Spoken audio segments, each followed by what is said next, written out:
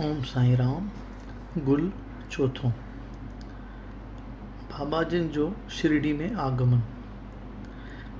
भगवद गीता जे चौथे अध्याय में श्री कृष्ण फरमायो आहे त जॾहिं जॾहिं धर्म जी हानि ऐं अधर्म जो वाधारो थिए थो तॾहिं मां अवतार धारण कंदो आहियां ऐं धर्म खे वरी क़ाइमु करणु, दुष्टनि खे नाश करणु ऐं साधन जी रक्षा करण लाइ युग युग में जनम वठंदो आहियां। साधु ऐं संत भॻवान जा दुनिया में हलंदड़ चलंदड़ एवज़ी आहिनि जे ठीक समय ते ज़ाहिर थी पंहिंजो कार्य कंदा आहिनि। जॾहिं जॾहिं ब्राह्मण, क्षत्रिय ऐं वैश्यन पंहिंजनि फ़र्ज़नि पूरनि करण लाइ खां बेमुख थी अधर्म जी वात वठंदा आहिनि या धर्म जे आचार्यनि जो अनादर थींदो आहे ऐं सदन निंदा करणु लॻंदा आहिनि या धर्म जे उपदेशनि ऐं सिख्याउनि जे बरख़िलाफ़ माण्हू हलंदा आहिनि या हर हिकु सम्झंदो आहे त मूं जहिड़ो विद्वान ॿियो को आहे ई कोन। माण्हू शास्त्रनि में मना थियल खाधा खाइण ऐं शराब वग़ैरह पीअण लॻंदा आहिनि। हिकु धर्म वारा ॿिए धर्म वारनि सां विढ़णु शुरू कंदा आहिनि। ब्राह्मण संध्या वंदन वग़ैरह करणु छॾे ॾींदा आहिनि। रवाजी माण्हू ईअं सम्झणु ऐं चवणु लॻंदा आहिनि त धन, संतान ऐं स्त्रीअ जी संभाल ऐं रिख्या करणु ई धर्म आहे। माण्हू सच ते हलण जो रस्तो छॾे अधर्म ऐं कूड़ ऐं पाप करण ॾांहुं घणो लाड़ो रखंदा आहिनि। तॾहिं संत लाइट हाउस वांगुरु ज़ाहिर थी असांखे ठेक नेक मार्ग ते ॾेखारे सचे रस्ते ते हलाए पोइ हलिया वेंदा आहिनि। शिरडी जो पौतुर तीर्थ। अहमदनगर ज़िले में गोदावरी नदी जे किनारे ते केतिरनि ई संतनि जनम वठी उतां जे रहवासियुनि खे धर्म जो आसरो ॾिनो, जिन में श्री ज्ञानेश्वर महाराज मुख्य थी गुज़रियो आहे। शिरडी अहमदनगर ज़िले जे कोपरगांव तालुका में आहे। गोदावरी नदी पार करण खां पोइ 8 मीलनि जी मुसाफ़िरी ते नेम गांव में पहुचबो त उतां शिरडी ॾिसण में ईंदी आहे। कृष्णा नदी जे किनारे ते पिणु गाणगापुर, नरसिंहवाड़ी ऐं ओडंबर तीर्थनि वांगुरु शिरडी बि मशहूरु स्थान आहे। श्री साईं बाबा शिरडी में प्रकट थी उनखे पौतरो बणायो ऐं उनजो महत्व वधायो। श्री साईं बाबा हिन दुनिया जे कठिन ऐं ॾुखे भवसागर पार करण में कामयाबी हासिलु करे चुका हुआ। संदन सिंगार हो शांति ऐं ज्ञान जी साक्षात मूर्ति हुआ। भक्तनि खे हर वक़्तु वटाउन सहारो मिलंदो। बाबा जिन करण जहिड़ा दानी पिणु हुआ। संसार जी ऐं देह जे सुख जे पदार्थनि में संदन असुल चाइना कोन हुई, छो त हू हर वक़्तु आत्म चिंतन ऐं आनंद में मस्तु रहंदा हुआ। संदन हृदय आरसीअ समान साफ़ ऐं उजल हो। संदन वचननि मां अमृत जी वर्खा वसंदी हुई। हू मान ऐं अपमान खां मथे हुआ ऐं निर्भय ऐं बेपरवाह नमूने में भाषण कंदा हुआ ऐं जुदा जुदा ख़्यालनि जे माण्हुनि सां रुलंदा मिलंदा हुआ। नृत्यकियुनि जा नाच, गाना, गज़ल ऐं कवालियूं पिणु ॿुधंदा हुआ। त बि संदन समाधि में तिर जेतिरो बि भंग कीन पवंदो हो। संदन चपनि ते अलाह जो नालो हरदम हूंदो हो। जॾहिं दुनिया सुम्हंदी हुई बाबा जी जाॻंदा हुआ। संदन अंतकरण महासागर वांगुरु हर वक़्तु शांति में रहंदो हो। न कंहिंखे ख़बर हुई त बाबा जिन पंहिंजो आश्रम या मकान पकी तरह किथे कंदा ऐं न कंहिंखे पतो हो त संदन कार्य प्रणाली कहिड़ो रूप वठंदी। ॿाहिरां बराबरि शिरडी में रहंदा ॾिसण में ईंदा हुआ, पर सॼी दुनिया जे वापार ऐं वहिंवार जी खेनि चङी ॼाण हुई। संदन दरबार निराले ढंग जी हुई। संदसि अखंड शांतीअ में को बि फ़र्क़ु कीन पवंदो हो। हमेशह मस्जिद जे भित खे टेक ॾेई वेहंदा हुआ ऐं सुबुह, मंझंदि ऐं शाम जो लेंडी ऐं चावड़ीअ ॾांहुं पंधु करे हवा खुरी करण लाइ वेंदा हुआ। त बि सदाईं आत्म स्थिति में रहंदा हुआ। जेतोणीकि पाण पूर्ण सिद्ध पुरुष हुआ त बि साधकनि जहिड़ी हालति कंदा हुआ।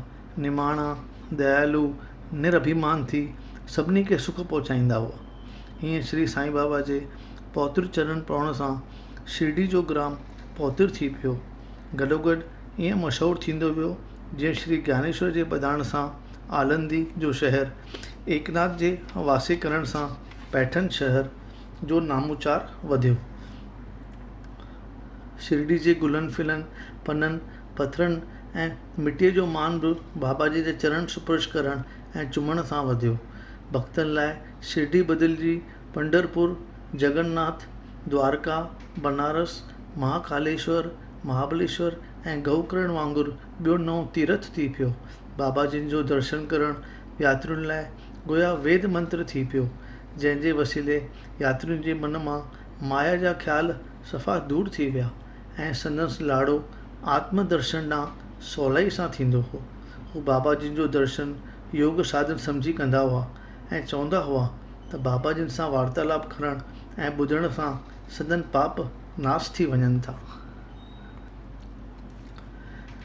बाबा जिन जे चरणनि जी सेवा हू प्रयाग ऐं त्रिवेणी जे समान सम्झंदा हुआ ऐं चरणनि जे अमृत पान करण सां संदन इच्छाउनि जी तृप्ति थींदी हुई।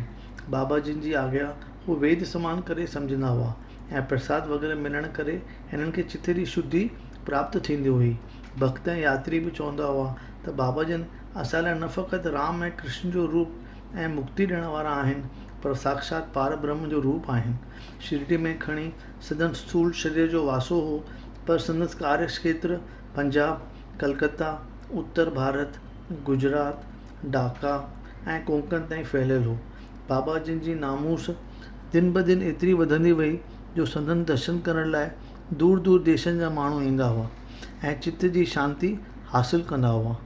गोली बुआ नाले हिकु 95 वर्षनि जो पीरसन हो, जो 8 महीना पंढरपुर में ऐं 4 महीना गंगा जे किनारे ते काटींदो हो। पंहिंजे गॾे ते सामान वग़ैरह रखी ऐं हिकु नौकर पाण सां वठी निकिरंदो हो। पंढरपुर में अचण ऐं वञण वक़्तु शिरडी में पिणु दर्शन करण लाइ ईंदो हो। बाबा जिन सां संदसि घाटो प्रेम हो ऐं दर्शन करण महिल बाबा जिन जे मुंहं में यकटुक निहारींदो रहंदो हो ऐं चवंदो हो त बाबा जिन श्री पंडरीनाथ ऐं श्री वठिल जा अवतार आहिनि ऐं उन्हनि वांगुरु दीन दयाल ऐं दीनानाथ आहिनि। जेतोणीकि गोली बुआ जो इष्ट देव विठोबा हो त बि चवंदो हो त बाबा जिन पंडरीनाथ जा साक्षात रूप आहिनि। विठल भॻवान जो दर्शन। बाबा जिन जे ईश्वर चिंतन ऐं भॼन में घणी रुचि हूंदी हुई। ज़ुबान मां हमेशह अल्लाह मालिक पिया चवंदा हुआ ऐं भक्तनि खां कीर्तन सप्ताह कराईंदा हुआ, जंहिंखे के नाम सप्ताह पिणु चवंदा आहिनि। हिकु ॾींहुं दास गणू नाले भक्त खे कीर्तन सप्ताह करण जी आज्ञा ॾिनऊं। हिन अर्ज़ु कयो त अव्हांजी आज्ञा मुंहिंजे अखियुनि ते आहे, लेकिन मूंखे विश्वास ॾियारियो त कीर्तन सप्ताह जे अंत में भॻवानु विठल ज़रूरु प्रकट थी दर्शन ॾींदो। बाबा जिन संदन छातीअ ते हथु रखी चयो त विठल भॻवानु अवसि दर्शन ॾींदो, पर साथ साथ में भक्तनि में पिणु श्रद्धा ऐं दर्शन करण जी तमामु घणी इच्छा ऐं इंतज़ारी जी ज़रूरत आहे। ठाकुरनाथ जी डुनकापुरी, विठल भॻवान जी पंढरपुर, रणछोड़ महाराज जी द्वारका हिते ई आहे। हू सभु हिते ई विराजमान आहिनि, ॿाहिरां किथां कोन ईंदा। पर जिन भक्तनि जे दिलनि में प्रेम ऐं भक्ति जो प्रवाह चालू थींदो, तिन वटि ई विठल भॻवानु पाणे ई अची प्रकट थींदो। इहा का वॾी ॻाल्हि न आहे। कीर्तन सप्ताह समाप्त करे जॾहिं काका साहिब दीक्षित हमेशह वांगुरु सनानु करण बैदि ध्यानु करणु वेठो, तॾहिं खेसि विठल भॻवान जो दर्शन मिलियो। मंझंदि जो जॾहिं काका साहिब बाबा जी जे दर्शन करण लाइ मस्जिद में वियो, तॾहिं बाबा जी चयसि, तो वटि विठल आयो या न? तोखे संदसि दर्शन थियो या न? विठल ॾाढो चंचल आहे, खेसि दिड़जा सां पकड़ियो। जे थोरी ढिलाई कंदा त उहो खिसकी भॼी वेंदो। मंझंदि जो पिणु ध्यान में वेहण बैदि काका साहिब खे विठल जो दर्शन प्राप्त थियो। उन्हीअ ॾींहुं हिकु तस्वीरुनि वारो 25-30 तस्वीरूं खणी उते विकिणणु आयो। काका साहिब खे जेको दर्शन मिलियो हो, उहा तस्वीर हिन ख़रीद करे भिति ते टंगे छॾी। थाणे जे रिटायर ममिलदार श्री BV देव साईं लीला पत्रिका में लेख लिखियो त मां पंहिंजे आज़मूती मां चवां थो त पंढरपुर ऐं शिरडी में को तफ़ावत कोन्हे। साॻी तरह द्वारका ऐं शिरडी बि ॿई हिकु आहिनि। नारायण अय्यर पंहिंजे व्याख्यान में चयो त जेको स्थान चइनी वर्णनि जे माण्हुनि लाइ धर्म, अर्थ, काम ऐं मोक्ष लाइ सुठो लॻे, उहो ई उन लाइ द्वारकापुरी आहे। शिरडी जी मस्जिद बाबा जी जे दर्शन लाइ दलित ऐं अछूत जातियुनि जे कोड़ियुनि लाइ हर वक़्तु खुलियल रहंदी हुई। तंहिं करे शिरडी खे द्वारका करे कोठणु बेशक उचित ऐं ठीकु आहे। भगवंत राय जी खीरणी जी कथा। भगवंत राय जो पिता श्री विठल जो पको ऐं परम भक्त हो ऐं हर साल पंढरपुर वेंदो हो। वटिस श्री वठोबा जी मूर्ति हूंदी हुई, जंहिंजी हर रोज़ पूजा कंदो हो। पिता जे मरण बैदि भगवंत राय पूजा श्राद्ध वग़ैरह करणु छॾे ॾिना। भगवंत राय जॾहिं शिरडी में आयो तॾहिं बाबा जिन खेसि ॾिसी यकदमि चयो त हिन जो पिता मुंहिंजो परम मित्र हो, हिन करे मूं ई भगवंत राय खे प्रेरणा करे हिते आंदो आहे। हिन मूंखे खीरणी वग़ैरह जो प्रसाद न खाराए मूंखे बुख पे मारियो आहे। हाणे मां हिन खे पूजा में लॻाए अॻियों पूरो हिसाबु वठंदुसि। गंगा ऐं जमुना जे संगम वटि प्रयाग जो तीर्थ मशहूरु आहे ऐं हिंदुनि में विश्वास आहे त उन में सनानु करण सां पाप नाश थी वेंदा आहिनि। हिकु दफ़े दास गणू पिणु उते वञी सनानु करण जो फ़ैसिलो कयो। बाबा जिन वटि उते वञण लाइ आज्ञा वठणु ऐं मोकिलाइणु आयो। बाबा जिन चयसि त एतिरो परे वञी भिटकण जी कहिड़ी ज़रूरत आहे, पंहिंजो प्रयाग त हिते ई आहे, मूं ते एतबार कर। दास गणू जीअं बाबा जे चरणनि ते मथो रखियो त संदन चरणनि मां गंगा ऐं जमुना जी धारा वहणु लॻी ऐं दास गणू खे ख़ातिरी थी त बाबा जिन बराबरि ऊच कोटि जा अवतार आहिनि। उन खां पोइ दास गणू जी श्रद्धा ऐं प्रेम बाबा में अॻे खां ॿीणो टीणो वधियो ऐं बाबा जी शेवा ऐं पूजा कंदे संदसि अखियुनि मां गंगा जमुना जी धारा पिणु वहंदी हुई। बाबा जिन जो शिरडी में आगमन। श्री साईं बाबा जे माता पिता ऐं जन्म स्थान जी ख़बर कंहिंखे बि न आहे। घणी पुछा कछा बैदि बि पतो पइजी की न सघियो आहे। नामदेव ऐं कबीरदास जो जनम बि माण्हुनि खे पतो कोन्हे। नामदेव भीमरीथी नदी जे किनारे ते गौनाबाईअ लधो ऐं कबीर वरी भागीरथी नदी जे किनारे ते तमाल खे मिलियो। साईं बाबा जे बारे में पिणु ईअं चयो वञे थो त बाबा जिन 16 वर्षनि जे ज़माने में शिरडी में अची प्रकट थिया ऐं पूरन ब्रह्म ज्ञानी पे लॻा। खाधे पीते ॾांहुं को बि लाड़ो कोन हुन ऐं माया खे हथ बि कीन लाहींदा हुआ। शिरडी जी हिकु ॿुढी स्त्री नाना चौबेदार जी माउ जो वर्णन आहे त मूं हिकु 16 वर्षनि जे बदन वारे फुर्त ऐं मज़बूत जवान खे पहिरें निम जे विण हेठां समाधि में वेठल ॾिठो। खेसि गर्मी या सर्दीअ जी ज़रे बि चिंता कोन हुई। ॾींहं जो हू कंहिंसां बि कीन ॻाल्हाईंदो हो ऐं राति जो बेडपयो थी अकेलो ई अकेलो पियो घुमंदो फिरंदो हो। माण्हू अजब में पइजी पुछंदा हुआ हीउ जवान किथां आयो आहे जो सभिनी खे पाण ॾांहुं पियो छिके। न कंहिं वटि भिख्या वठणु वञे थो पर लॻे बि हिकु तपस्वी ऐं त्यागी महात्मा थो। पाण में टोली ठाहे बाबा जिन जे बारे में शंका मिटाइण लाइ भॻवानु खंडोबा वटि विया ऐं प्रार्थना कयूं त कृपा करे ॿुधायो त हीउ जवान कहिड़े भाग्यशाली पिता जो पुटु आहे ऐं कहिड़े ग्राम मां हिते आयो आहे। भॻवानु खंडोबा हिकु कोडर घुराए चयनि त फलाणे हंधि हली खोटाई करियो। उते हिकु पथर हेठां हिननि खे सिरूं पियल ॾिसण में आहियूं। उन्हनि खे हटाइण खां पोइ हिननि खे हिकु दरवाज़ो ॾिसण में आयो जो हिकु गुफ़ा अंदरि वञे जो रस्तो हो। गुफ़ा में गोमुखी शक्ल जे काठ जे तख़्तनि जी जाइ ॾिसण में आई। जा ॾिसी भॻवानु खंडोबा चयो त हिन बालिक भरिया 12 साल हिते तपस्या कई आहे। माण्हुनि मोट अची बालक बाबा जिन खां सुवाल पुछा पर ॻाल्हि खे टारे छॾण लाइ हिन जवाबु ॾिनो त उहा गुफ़ा वारी जाइ मुंहिंजे गुरुदेव जी पौत्र भूमि आहे। उहो स्थान मुंहिंजे पूजा करण लाइक़ु आहे ऐं अव्हांखे मुंहिंजो अर्ज़ु आहे त उन ई स्थान जी भली प्रकार संभाल कंदा रहिजो। इहो ॿुधी माण्हुनि अॻे वांगुरु वरी दरवाज़ो बंदि करे छॾियो। जहिड़ी तरह अश्वथ ऐं औडंबर वणनि खे पौत्र करे मञियो ऐं पूॼो वेंदो आहे, साॻी तरह बाबा जिन वरी निम जे वण खे पिणु पूॼणु लॻा। मालसापति ऐं शिरडी जा ॿिया भक्त पिणु गुरूअ जी समाधि समान सम्झी उन अॻियां सिर निवाए ऐं परिक्रमा ॾेई हलिया वेंदा हुआ।